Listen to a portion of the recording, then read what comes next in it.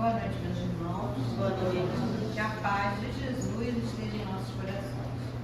Estamos mais uma vez reunidos, para estudarmos o Evangelho de Jesus. Vamos dar início cantando a nossa canção, que é em homenagem ao mentor da casa, o Padre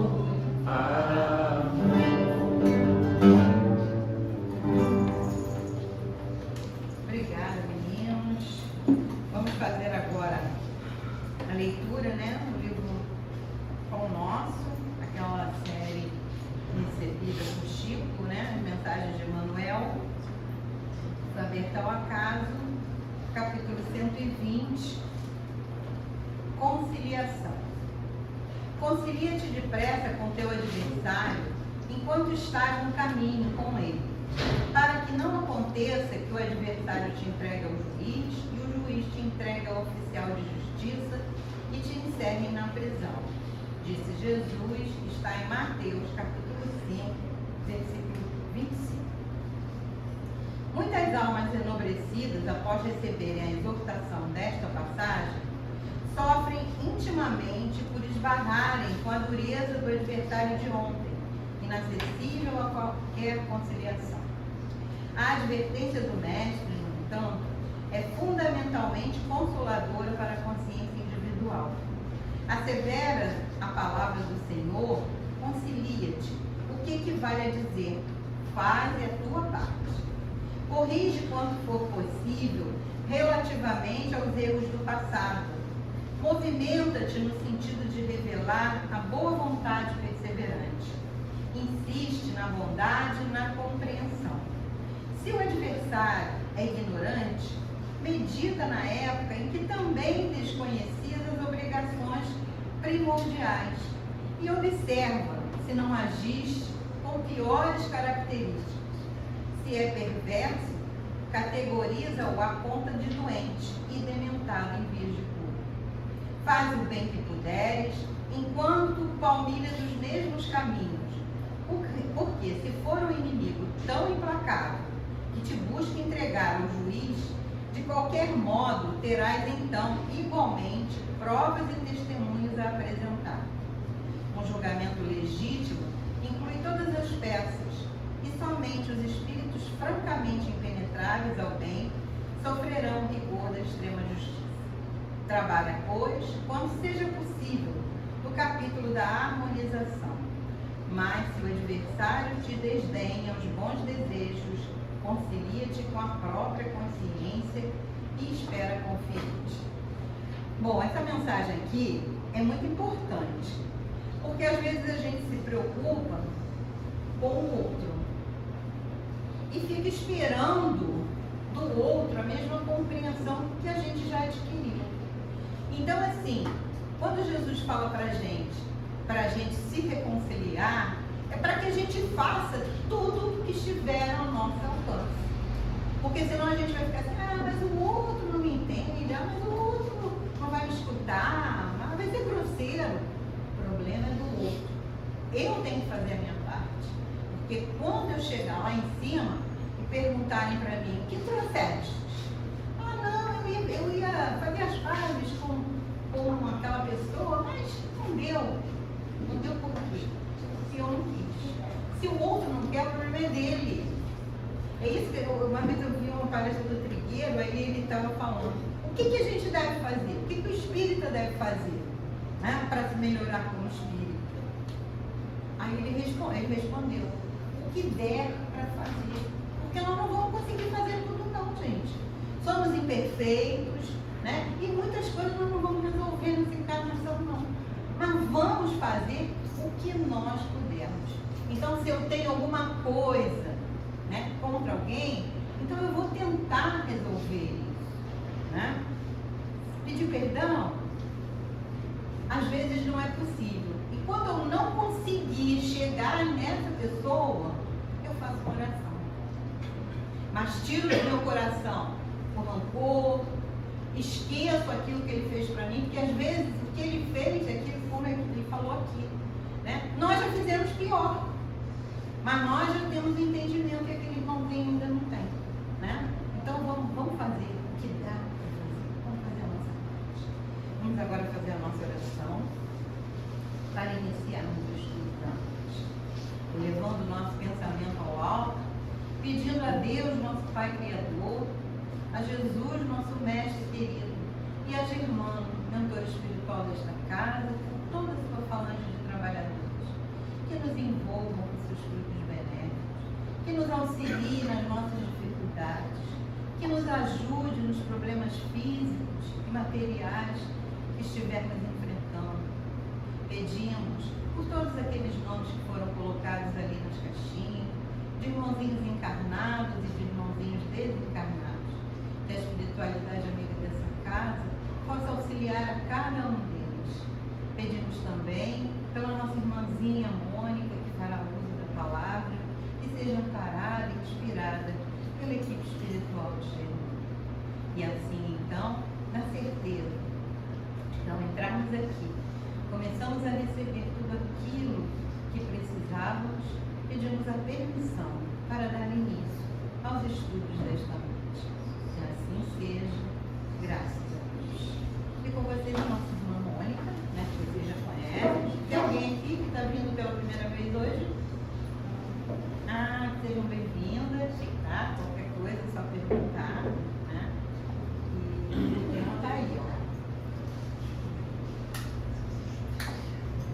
Boa noite a todos. Sempre uma oportunidade, grande alegria e satisfação retornar à nossa casa, dando continuidade com os estudos sobre o nosso Mestre Jesus.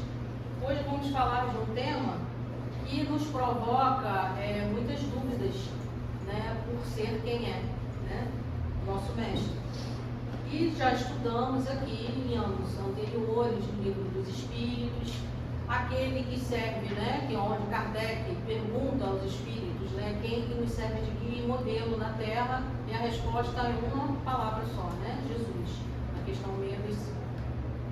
E aí, a aprovação, né, o tema muito interessante, ao elaborar o estudo, eu fui buscar e encontrei algumas fontes, e uma delas da própria FEB, que ela está com vários slides, né, ela tem diversos desdobramentos na palestra, mas contém algumas explicações da doutrina sobre esse momento de Jesus no deserto. E aí o que a gente fez, né? Vamos trazer a Bíblia, que é a fonte primária, poucas citações do Antigo Testamento e massivamente do Novo Testamento, que é a passagem de Jesus na sua preparação para a vida pública, né? Durante os 3 anos que ele prega. Então ele vai se preparar no deserto, ele vai se recolher durante 40 dias, e esse ensinamento percebido, né, carregado de simbolismo. Então por isso que eu fiz questão de trazer a própria citação dos apóstolos, para que a gente possa evoluir a nossa reflexão trazendo para a nossa doutrina. E o próprio termo em si, que me chamou a atenção da federação, é em relação às provações, e o que a gente possa entender de provação e tentação. Quem tiver dúvidas, pode levantar a mão e perguntar, tá? Porque o nosso estudo ele é interativo.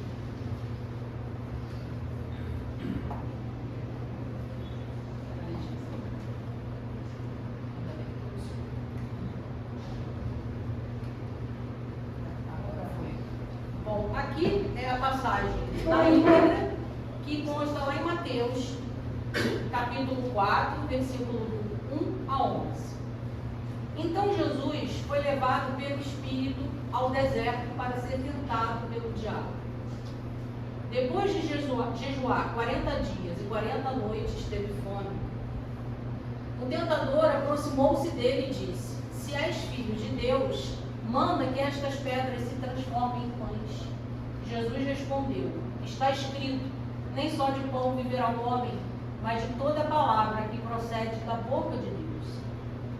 Então o diabo levou a cidade santa, colocou-o na parte mais alta do templo e lhe disse: Se és o filho de Deus, joga-te daqui para baixo, pois está escrito: Ele dará ordens aos seus anjos a seu respeito, e com as mãos eles o segurarão, para que você não tropece em alguma pedra. Jesus lhe respondeu: Também está escrito: Não põe à prova o Senhor, o seu Deus. Depois, o diabo levou a um monte muito alto e mostrou-lhe todos os reinos do mundo e o seu esplendor. Disse: Tudo isto te darei se te prostrares e me adorares. Jesus lhe disse: Retire-se, Satanás, pois está escrito: Adore o Senhor, o seu Deus, e só a ele preste culto. Então o diabo deixou e os anjos vieram e o serviram. Essa passagem está lá em Mateus e também encontramos em Marcos e Lucas. De forma resumida, né? Logo após o Espírito o impeliu para o deserto, ali esteve 40 dias sendo tentado por Satanás. Estava com os animais selvagens e os anjos o serviam. Jesus, cheio do Espírito Santo, voltou do Jordão e foi levado pelo Espírito ao deserto, onde durante 40 dias foi tentado pelo diabo. Não comeu nada durante esses 40 dias. Né? Por que eu quis trazer na íntegra? Para que a gente possa refletir. E aí chegamos, após as 3 citações dos apóstolos, a introdução do tema com a imagem. Né? A imagem sempre ajuda também, né? Facilita bastante na nossa reflexão. Os evangelhos sinópticos referem-se às tentações que Jesus teria passado no deserto logo após ser batizado por João Batista no Rio Jordão. Vamos lembrar que Jesus precisava ser batizado. O que significa o batismo, principalmente na religião católica? A gente sabe que os outros segmentos religiosos também têm o ato do batismo, mas vamos aqui nos fixarmos nesse cristianismo primitivo. O batismo, vamos pegar aqui a nossa noção básica, né, de conhecimento. O que representa o batismo?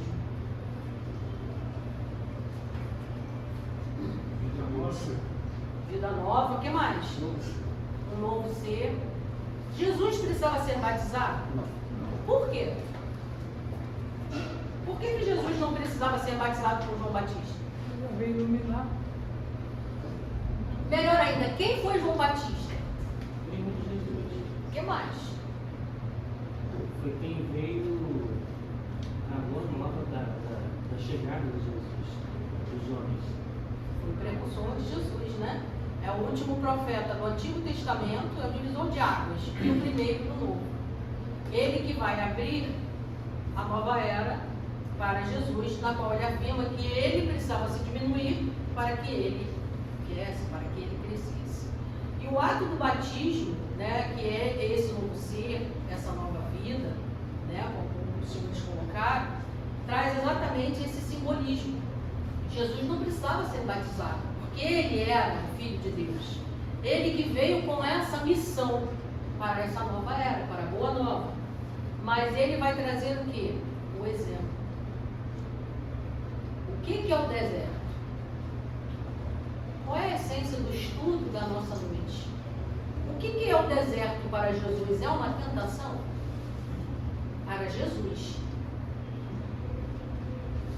Mas ele teve a presença de um espírito inferior ali da sua peregrinação, da sua caminhada. Jesus precisou provar, como nós, que nós precisamos provar, espiar. Então é essa reflexão que a gente vem buscar essa noite. O que Jesus quis trazer nessa passagem? Porque a Bíblia ela é carregada disso, de reflexões, de simbolismos. A gente não pode pegar ao pé da letra, porque ele trouxe os ensinamentos em parábolas, para que nós, seres humanos, possamos interpretar de uma forma didática, a gente poder, nem que seja um pouquinho, como a Rosa colocou na introdução do nosso estudo, da nossa noite, né? A gente vai tentar fazer a nossa parte, através do nosso esforço. Então Jesus vem trazer esse exemplo aqui, do que nós devemos fazer, muitas das vezes, quando vamos passar por uma grande prova, seja ela qual for, prova mesmo, uma avaliação, ou uma situação difícil que a gente vai encarar amanhã, daqui a um tempo, que a gente sabe que possamos falhar, a gente começa a se auto-sabotar, vem os medos. Jesus aqui, ele está se preparando, por quê? Porque ele sabia por tudo que ele iria passar, quem ele iria encontrar, os 12 homens que iriam acompanhar, e até o seu final. Então esse momento aqui, 40 dias, a data 40 também, ela tem um simbolismo muito forte na Bíblia, porque outros grandes espíritos também passaram por esse momento. Então aqui é uma preparação desse espírito missionário, governador do nosso planeta, para encarar num corpo de carne como o nosso. Olha o tamanho do amor de Deus por nós. Aí enviar o seu filho para mudar esse mundo. E aqui temos o local, o deserto da Judéia, aqui, o local onde o Espírito Santo levou Jesus com o fim de submetê-lo a provações, que poderia ser o deserto de Jericó ou o deserto próximo ao Monte Sinai. Então pegamos essas duas imagens para que a gente possa ter, né, nos situar geograficamente e trazer as hipóteses, né, porque relatos trazem momentos de que foi Jericó e outros relatos no Monte Sinai. Então, assim, não há uma precisão, mas isso também não importa. A gente sabe que o fato em si, né, ocorreu. E aí vem esse termo, né, a tentação no deserto, nesse período aqui, 40 dias. E aí fragmentamos a passagem na íntegra, para que a gente possa refletir melhor. Então Jesus foi levado pelo Espírito. Aí aqui está sublinhado, né? Que Espírito é esse que precisou levar Jesus para o deserto? Vamos tentar imaginar que Espírito Jesus precisava de alguém para acompanhá-lo até o deserto? Será que Deus o abandonou nesse momento? Será que Deus deixou assim, ele é meu filho, ele vai mudar o mundo, vai mudar o planeta Terra, e se vira sozinho lá no deserto? A gente sabe que não, né? Por 40 dias e 40 noites esteve jejuando, depois teve fome. Por que ele teve fome? Ele estava no corpo de carne como o nosso. As necessidades fisiológicas habitavam aquele corpo, né? Fome, sede, frio, sono, cansaço. Né? Então ele passou por isso. Então Jesus foi levado pelo Espírito ao deserto para ser tentado pelo diabo. Essa representação aqui nos remete a quem? por que a pomba branca, o pombo, né, esse ser puro, branco, representa? A paz. O que mais? O Espírito Santo. Mas o que é o Espírito Santo? A palavra espírito nos faz referência à espécie humana, propriamente dita, ou ao princípio inteligente do universo, no nosso entendimento da doutrina espírita. Traz o mesmo significado de Espírito de Deus ou Espírito Santo, a forma preferida pelo apóstolo Lucas, lá no capítulo 4, versículo 1 e em várias passagens. O que a gente pode perceber aqui? Carregado de simbolismos, através das interpretações, primeiramente do cristianismo primitivo, depois do catolicismo, e aí vem diversos segmentos religiosos, o que a gente percebe? Que a mensagem é a mesma. Só tem interpretações de acordo com cada povo, com cada civilização, com cada caminho religioso. Mas a mensagem do nosso Pai é a mesma. Então por que vamos perder tempo e dizer que a religião tal está errada? Porque ela está interpretando de uma forma, se dentro daquele entendimento Deus se manifestou. Que a nossa doutrina, ela prega exatamente isso, o entendimento, para que possamos nos tornar o quê? Um só, como Jesus afirmou, Ele e Pai, né, são um só. Continuando, Espírito ou Espírito Santo tem significado específico nas Escrituras Sagradas. Sopro e energia criadora de Deus que dirigiu os profetas. Está lá em Isaías, né? Algumas passagens do próprio Antigo Testamento. Tem todo esse simbolismo carregado. Dirigirá ao próprio Jesus no cumprimento de sua missão, como mais tarde dirigirá a igreja no seu início. Vamos lembrar que quando Jesus afirma, né, que Pedro será aquele que fundará a primeira igreja, né, o primeiro núcleo, através de Pedro nós temos outros. Paulo de Tarso é um exemplo. Com a sua peregrinação, ele vai conseguir a diversos locais, e através deles, o cristianismo ele ganha um mundo. É óbvio que não vai ser fácil e praticamente todos sofrem martírio, morrem, né, tendo que provar o quê? A sua fé. Hoje ninguém aqui precisa ir para a cruz, não precisa morrer para provar, né, para dizer que é cristão, mas eles tiveram que fazer isso. Numa época que a dominação, o entendimento humano era completamente diferente do que nós temos hoje. Mas Jesus sabia pelo que iria passar. Temos essa parte aqui, essa citação, lá no Evangelho de Lucas. E aí vem a primeira provação, que é transformar as pedras em pães. Então, aproximando-se o tentador, disse: se és filho de Deus, manda que estas pedras se transformem em pães. Como se Jesus precisasse disso, né? A necessidade imediata era alimentar, depois de prolongado jejum. Ele precisava nutrir o quê? Esse corpo que ele estava habitando, né? Porque senão o corpo desfaleceria antes do tempo e da sua missão chegar, né, a ser concluída. Ele sabia que a fome, apesar do jejum, né, precisava ser sanada. Mas o testador, ele tinha o quê? O intuito de ver Jesus subjugado a uma necessidade fisiológica básica. Jesus está muito acima disso. Aí veio a resposta dele. Está escrito: não só de pão vive o homem, mas de toda a palavra que sai da boca de Deus. Com Jesus, encontraremos sempre o acréscimo de forças morais para vencer as vicissitudes da vida, independentemente da forma como esta se nos apresenta. Aqui temos uma imagem bem conhecida, né, na nossa doutrina, onde Jesus conversa com o jovem no momento que ele está ali em desalento, né, em profunda necessidade de receber os ensinamentos do Mestre. Quantos de nós já não passamos por essa situação aqui? Quantos? Todos nós.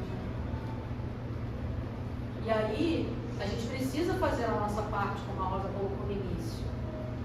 Não é só fazer a oração e esperar que a solução se resolva como uma mágica. É termos a nossa fé. Porque Jesus está nos ensinando com essa primeira provação, aonde o tentador, esse espírito inferior, se aproxima dele, achando, né? Porque infelizmente esses espíritos inferiores carregam muitas das mazelas que nós carregamos, vaidade, prepotência, né? De querer subjugar a Jesus, achando que ele poderia dominá-lo no momento de fraqueza de quê? Da carne. Que é como nós ficamos. Esse veículo da terra nos limita, porque estamos acondicionados nós, espíritos, cada um de nós nele. E esses espíritos inferiores sabem muito bem disso. Eles levam, vamos botar aqui entre aspas, uma vantagem em relação a isso, porque eles sabem muito bem das nossas fraquezas. Mas se nós, quando somos testados em nossos desertos, não colocamos a nossa frente em prática, não nos aproximamos dele, como é que a gente vai vencer alguma coisa? Como é que a gente vai conseguir transcender, conquistar algum mérito de sair daquela aprovação? Para que a aprovação existe? O nosso Pai não é um Pai punitivo. Ele não está nos dando um castigo. Ele está nos colocando à prova.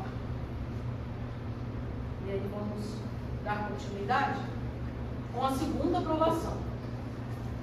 Então o diabo levou a cidade santa e o colocou sobre o pináculo do templo. Esse aqui é o templo de Salomão, considerado, né, o auge desse período, né, de sabedoria. Foi o homem considerado o homem mais sábio, Salomão. Templo de Jerusalém, chamado também, conhecido como Cidade Santa. Templo de Salomão, o Monte Moriá, tinha portas de cedro com adornos de prata e ouro, colunas de pórfiro e mármores preciosos, uma verdadeira relíquia. O que esse templo representa para nós humanos, para esse povo judeu aqui, da raça hebraica? Ali homenageava o Deus único. Mas como é a homenagem aqui? Como ocorre essa homenagem a esse Deus único? Será que é com a simplicidade, com a fé sincera que Jesus nos ensina? Será que aqui na nossa casa a gente precisa ter maçanetas de prata, ouro, adornos fantásticos, maravilhosos, para a gente poder sentar, ouvir, estar aqui no ventilador, estamos todos de forma confortáveis, reunidos para tentarmos buscar o entendimento do nosso mestre? Será que a gente precisa ostentar para que o entorno possa ver que a nossa casa ela é suntuosa? O que Deus espera de nós de forma verdadeira? O exterior ou o nosso interior? É isso que Jesus também vem nos ensinar. Porque esse tentador aqui, Jesus o acompanha até o pináculo, ou seja, a parte superior aqui desse templo. E de lá admira toda Jerusalém enquanto ele está ali falando.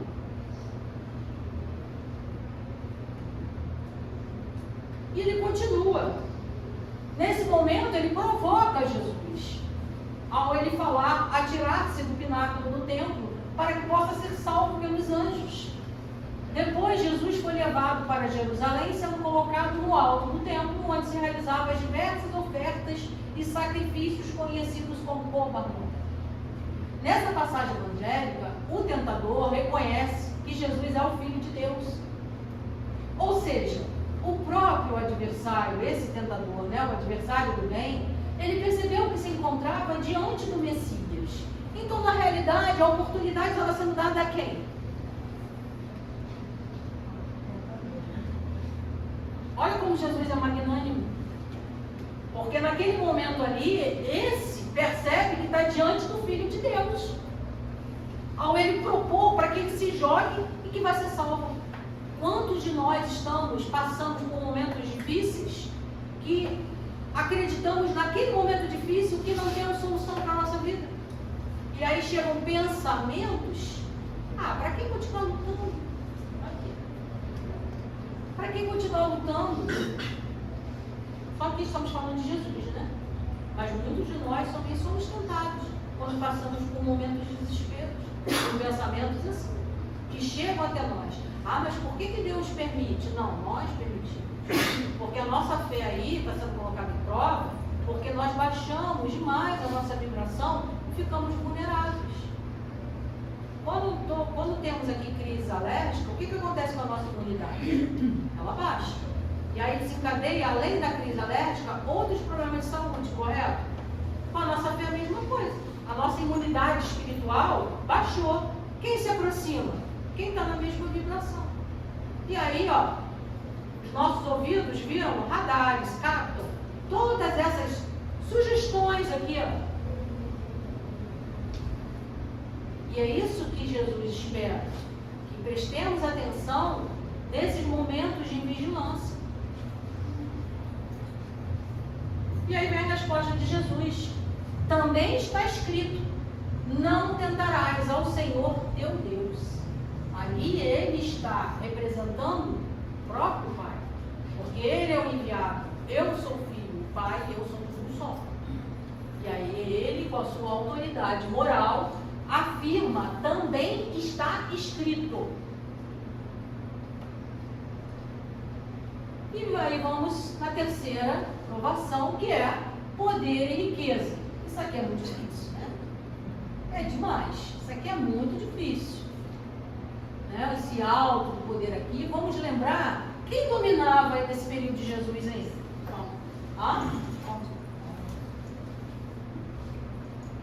Simbolizado na figura de quem? E mais, acima de Pilatos. César. Quem é Pilatos? Era o governador que estava ali, enviado, né, de César. Essa é a autoridade suprema, que tem seus deuses e não vai concordar. É óbvio, um Deus, isso para ele é uma afronta, porque eles acreditavam em deuses.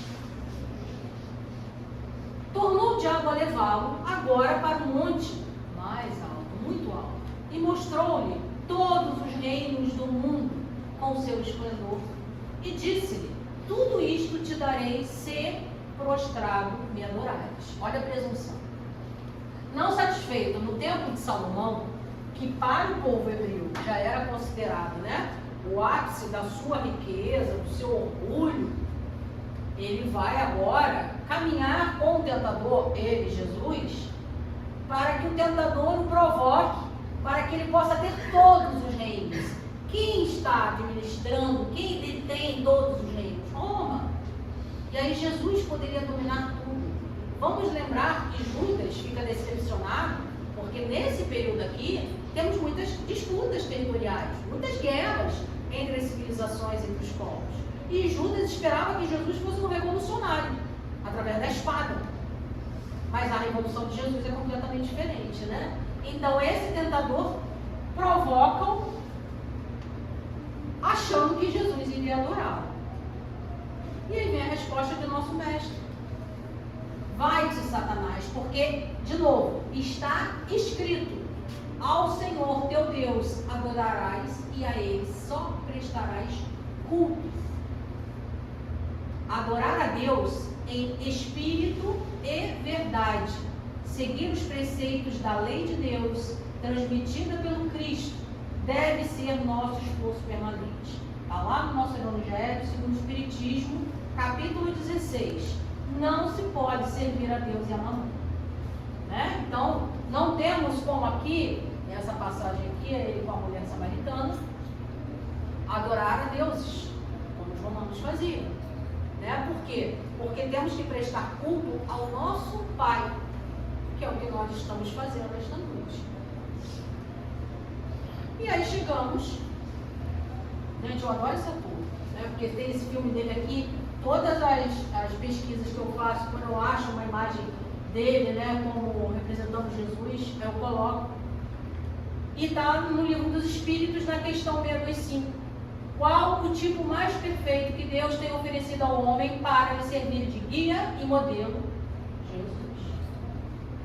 Kardec vem afirmar também que, para o homem, Jesus constitui o tipo de perfeição moral a que a humanidade pode aspirar na Terra. Deus não oferece como mais perfeito modelo, e a doutrina que ensinou é a expressão mais pura da lei do Senhor, porque sendo ele o mais puro de quantos têm aparecido na Terra, o Espírito Divino o animava. quem anima esse corpo aqui? O Espírito de Deus. Porque Ele é o enviado do nosso Pai. Quanto aos que, pretendendo instruir o homem na lei de Deus, o têm transviado, ensinando-lhe falsos princípios, isso aconteceu por haverem deixado que os dominassem sentimentos demasiado terrenos e por terem confundido as leis que regulam as condições da vida da alma com as que regem a vida do corpo. Muitos são apresentados como leis divinas simples, leis humanas estatuídas para servir as paixões e dominar os homens. Infelizmente, quantos irmãos que estão à frente de religiões estão se perdendo por pura vaidade, por se colocar à frente da sua religião, por se colocar à frente dele, por se colocar à frente de Deus. Quem tem que aparecer numa casa religiosa é o religioso ou é a religião? Então, quem tem que aparecer aqui é quem? Quem é o nosso popstar? É Padre Germano. Ele é o cara. Ele é o nosso mentor. Né? Ele seguido de quem? Das nossas fontes seguras. Allan Kardec, que dedicou a sua existência, o professor Rivai, usando esse pseudônimo que foi de uma encarnação, para poder reunir as informações que os espíritos que acompanhavam ele nessa passagem e depois na pátria espiritual perceberam que nós estávamos novamente nos desviando dos seus ensinamentos quando surgem as obras espíritas. Então, esse modelo, esse exemplo aqui, do mais puro de quantos têm aparecido na Terra, que temos que caminhar.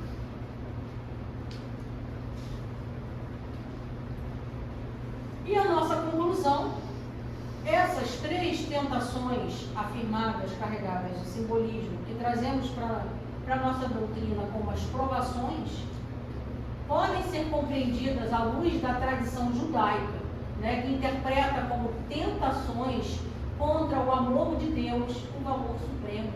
Jesus aqui teve o seu corpo de carne fraco, pela falta de alimento durante esse período que peregrinou no deserto? Sim.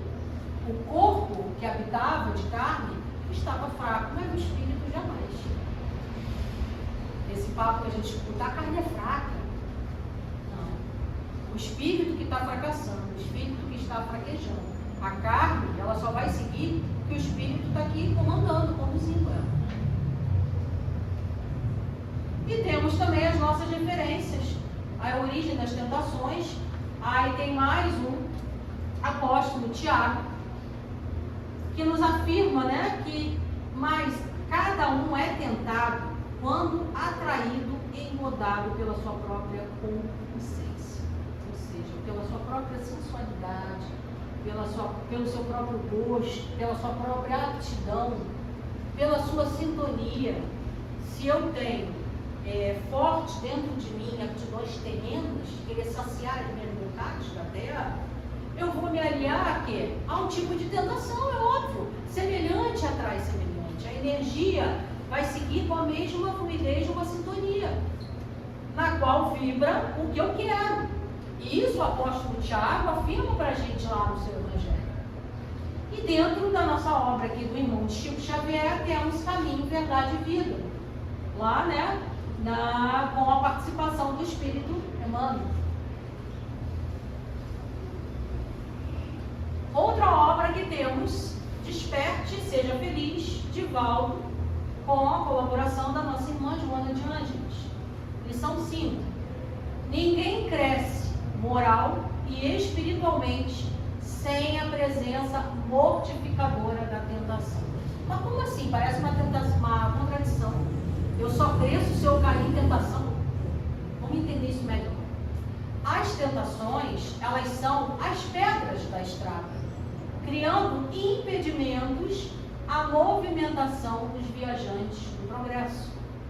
Constitui também estímulos à vitória, à transformação íntima para melhorar. Senão, não estaríamos aqui ainda no mundo de provas e expiações, estaríamos em um local mais elevado, porque já tínhamos alcançado já outro patamar na nossa evolução espiritual. Mas precisamos ainda passar por isso. A vida sem tentações ou testes de avaliação moral perderia o seu colorido e as suas motivações de crescimento.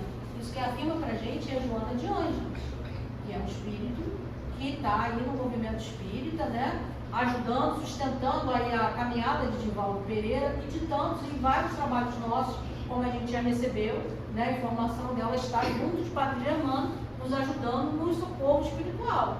Então, ninguém menos aqui, que tem também uma autoridade moral, espiritual, elevadíssima, para afirmar para a gente que, através desses testes que Deus permite que possamos passar para que a nossa avaliação moral cresça, né? Nós, enquanto espíritos, possamos crescer. E no nosso deserto da vida, é óbvio que Deus vai se manifestar como o quê? O oásis de amor. Porque a vida, nós não viemos aqui para viver um eterno martírio, um eterno sofrimento. A gente só permite sofrer se não deixarmos a avaliação passar, o ciclo encerrar. Porque a própria Joana de Ângeles também nos afirma que a nossa caminhada na Terra, ela é seguida de ciclos. E para que serve cada ciclo? Ele começa, se desenvolve e termina, para que outro possa vir e assim a gente evoluir. Mas o que a gente faz? Fica preso ao passado. Fica preso ao passado, só olhando lá para trás, enquanto tem várias oportunidades de crescimento aqui do nosso lado e a gente não vira a cabeça no futuro. Mas a gente tem que prestar atenção aqui, agora, para aquele futuro existir.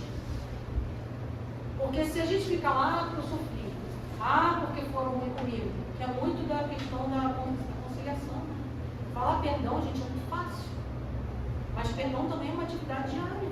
A gente não pode mais sentir a dor. Né? A dor, a gente vai sempre lembrar esse papo de que eu vou esquecer, não, você fez. Não, a gente não vai esquecer não.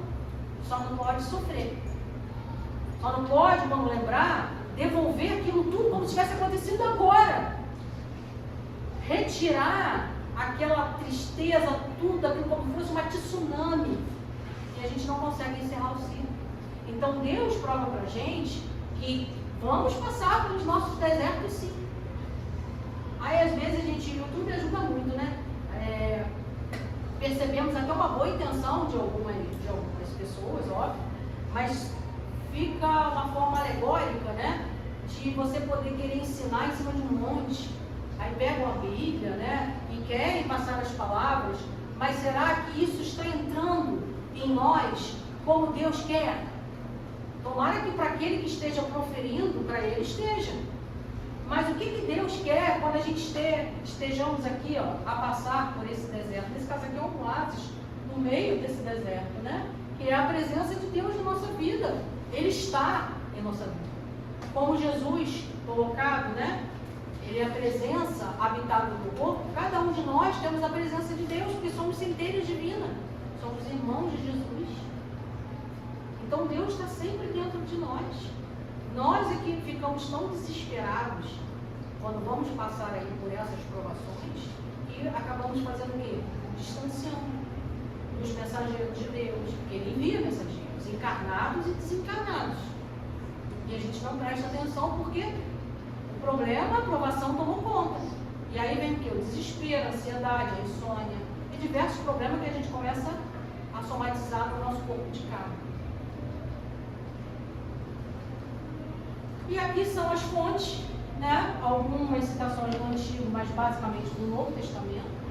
O Livro dos Espíritos, o Evangelho segundo o Espiritismo, Caminho, Verdade e Vida, Desperte, Seja Feliz, de Valdo Franco, e esse site aqui da própria Federação Espírita Brasileira, que tem vários conteúdos além desse, né? Mas que eu percebi é o tema 9, né? Dessa turma aqui, que é uma turma de estudo sistematizado. E eu achei muito interessante, tem disponível na internet quem quiser acompanhar, né?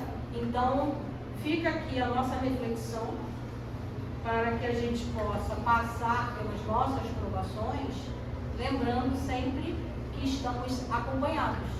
E aí vamos interpretar da melhor forma possível. Hoje, para fechar, eu achei interessante, que lá no trabalho, chamado o termo, né, a Páscoa religiosa, né, que é diferente da Páscoa que a gente está acostumado aí no chocolate, né. Aí tem segmentos, né, católico, protestante, aí eu escutando, né, ué, mas você vai na protestante, mas você é católica. Aí outro, ué, mas você vai porque às vezes é designado, né, e tem que ir representando.